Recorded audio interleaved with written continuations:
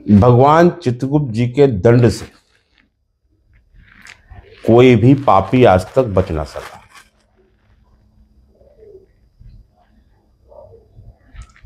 मैं ये एक सत्य घटना सुना रहा हूं, दिल्ली के एक ऐसे व्यापारी की। उनका एक बहुत बड़ा स्टोर था, जनरल स्टोर, परचून की दुकान जिसे कहते हैं, बड़े स्तर पर कार्य था। बहुत बड़े सेठ जी थे। सेठ जी इतने धनी थे, उनका नाम भी धनी राम ही था, लेकिन वो मन के धनी नहीं थे। उन्हें धन से बहुत प्रेम था, लेकिन धन किसी को देना, दान करना, पुण्य करना, इससे उन्हें कोई मतलब नहीं था। उनका एक ही मानना था कि मैंने जो कुछ भी अर्जित किया है वो अपने दम पर, अपनी मेहनत से किया है। ये भी सत्यता है कि अपने अर्जन जो आप कर रहे हैं वो अपने, जब तक आप लगन के साथ नहीं करेंगे, मेहनत के साथ नहीं करेंगे, तब तक ना धन अर्जित हो सकता, ना शिक्षा अर्जित हो सकती, ना कुछ भी आप, जो भी आपका लक्ष्य है, आप उसको पूर्ण कर सकते। तो इसमें कोई मिथ्या नहीं, सत्य बात थी कि उन्होंने अपनी मेहनत से, अपनी लगन से उस धन को अर्जित किया। लेकिन जो भी किया है, आप इस मृत्यु लोक पर आए हैं तो आपको अपने पुराने कर्मों पर, अपने पापों पर, और कुछ नहीं है तो धर्म का कार्य निश्चित करना चाहिए। किसी ना किसी जरूरतमंद की मदद अवश्य करनी चाहिए। अब जरूरतमंद की तो मदद कभी करी नहीं, लेकिन एक उनके यहां सेवादार था, उसकी मां बहुत बीमार पड़ जाती है और डॉक्टर कहते हैं कि माता का अपने खान पान पर विशेष ध्यान रखना। वो सेठ जी से कहता है कि सेठ जी, थोड़ा सा मुझे आधा किलो काजू, आधा किलो बादाम दे दो। बोले तू क्या करेगा, तू काजू बादाम खाएगा? बोले महाराज मुझे नहीं खाना, सेठ जी माँ बहुत बीमार है, तो डॉक्टर ने कहा है कुछ ना कुछ दे दें, तो मैं बराबर घर पे नहीं रहता, मैं दुकान पे चला आता हूँ, पिता है नहीं, आप जानते हैं, मेरी माँ है और मैं हूँ, तो कम से कम माँ कुछ नहीं उठा पाएगी, 2-4 काजू बादाम भी दिन में खा लेगी तो थोड़ा सा उसका स्वास्थ्य ठीक रहेगा, तो इतना पैसा नहीं है कि उसको फल फ्रूट ला कर मैं। सेठ जी उस पर आग बबूला हो जाते हैं, भड़क जाते हैं। तेरा दिमाग खराब है, अगर लेना है तो तेरी सैलरी में से इसको काटा जाएगा। अब उसकी सैलरी भी इतनी नहीं, बेचारा घबरा जाता है, क्योंकि माँ की दवाई भी चल रही है और खर्चे भी हैं। तो कहता है तो सेठ जी ऐसा कर लेना, एक बार में मत काटना, थोड़े थोड़े करके साल भर काटते रहना, और मुझे हर महीने आधा किलो काजू और बादाम दे देना।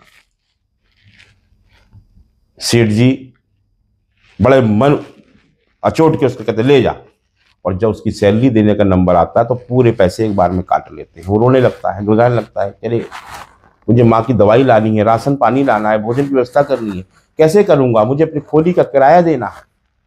लेकिन सेठ जी का मन बिल्कुल नहीं पसीजता, और कुछ दिनों बाद सेठ जी पधार जाते हैं। अब सेठ जी की मृत्यु के बाद में उनका बेटा उसको संभाल लेता है।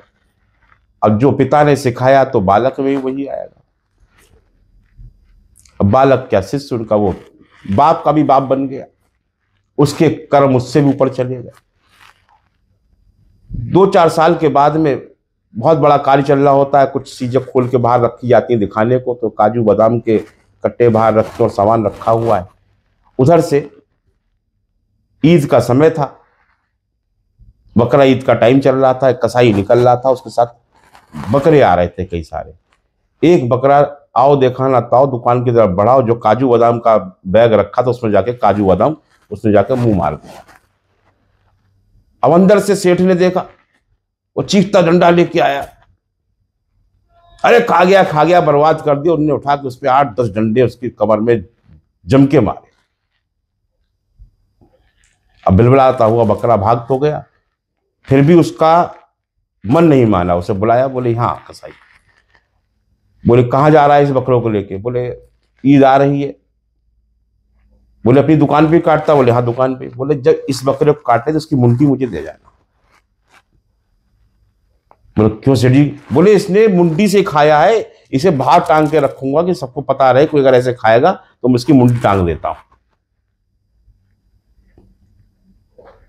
भक्तों, वो बकरा कौन था? वो उसका बाप था, वही सेठ था जो हमेशा कंजूसी करता रहा, कभी किसी का भला नहीं किया, और अपने एक गरीब कर्मचारी को जरूरत पड़ने पर उसने वही बादाम और काजू नहीं दिए थे, तो उसने किस प्रकार से काजू बादाम का सेवन हुआ। उसने वही काजू बादाम खाए, उसके लड़के ने ही उसे मारा और उसकी मुंडी कटवा के मंगवा के अपनी दुकान के बाहर डाला।